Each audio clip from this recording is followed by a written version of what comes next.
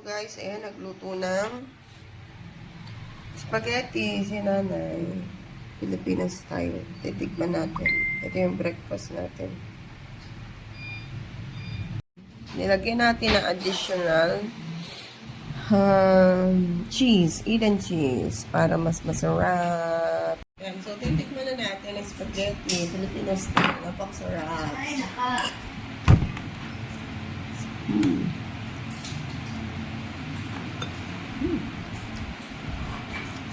Ang sarap.